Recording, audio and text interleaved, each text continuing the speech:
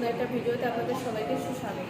তো আজকের ভিডিওটা একটু অন্যরকম, কারণ শাশুড়ি অসুস্থ, হসপিটালে ভর্তি আছে, তাই তাকে দেখার জন্য হসপিটালে আসছি। দুই বাচ্চাকে সাথে করে নিয়ে আসছি তাকে দেখার জন্য। তো এটা হচ্ছে যশোর আল্ট্রাভিশন হাসপাতাল।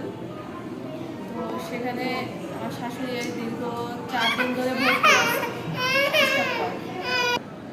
তো আসেছি আমরা প্রায় 12:30টার দিকেরই। তো এখন আমরা চলে যাব বাসার দিকেরই, কারণ আমি এখানে থাকছি না, আমার ছোট ছোট দুটো বাচ্চা রয়েছে, এদের নিয়ে থাকা সম্ভব না হসপিটালে। যাই হোক, তো দেখেন এই পাশে আবার আমি ডিম সাজিয়ে রেখে গেছিলাম, আজকে বাজারে সেল দেওয়ার কথা ছিল, কিন্তু সময়ের অভাবে দিতে পারে নাই।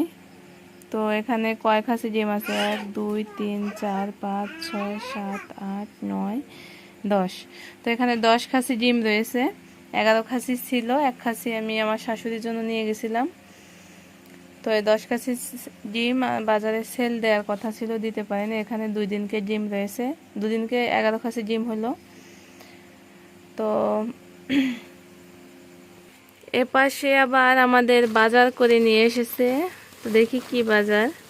তো এটা রয়েছে কচু, আর আছে মিষ্টি কুমড়া, আর বরিশালে এটাকে বলে রেহা, আর এই যশোর জেলায় এটাকে বলে কুশি, আর এ আছে কাঁচকলা। তো এই আমাদের বাজার। আর মাছ নিয়ে এসেছে, মাছ আমি ফ্রিজে রেখে দিছি। তো অলরেডি আমি বাসায় চলে এসেছি, অনেকক্ষণই হয়েছে। আসরের আজানের সময় এসেছি বাসায়। আমাদের বাসা থেকে যশোর অনেকটা দূরেই, আসা যাওয়া অনেক পথ। তো যাই হোক, আমার শাশুড়ি অনেক অসুস্থ, সে অনেক 4-5 দিন যাবতীয় হসপিটাল ভর্তি। আপনাদের দেখলেনি, প্রথমে আপনাদের বলেছি।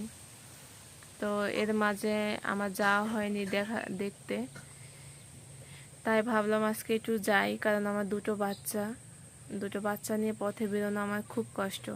আজকে বাসা থেকে আমার আরও কাকিরা গিয়েছে, তাই তাদের সাথেই গেলাম। দুটো বাচ্চা নিয়ে বের হওয়া যায় না, কারণ দুটোই ছোট, তাই ছোটদের নিয়ে আমি বাইরে আসলে চলাফেরা করতে অনেক কষ্ট হয়ে যায়, তাই আসলে বের হওয়া হয় না। আর শাশুড়ি অসুস্থ, তাই যেতে হলো। তো যাই হোক, আমার শাশুড়ির জন্য সবাই দোয়া করবেন, যেন অতি তাড়াতাড়ি সুস্থ হয়ে সে বাসায় ফিরে আসতে পারে। সবার কাছে এটাই চাওয়া।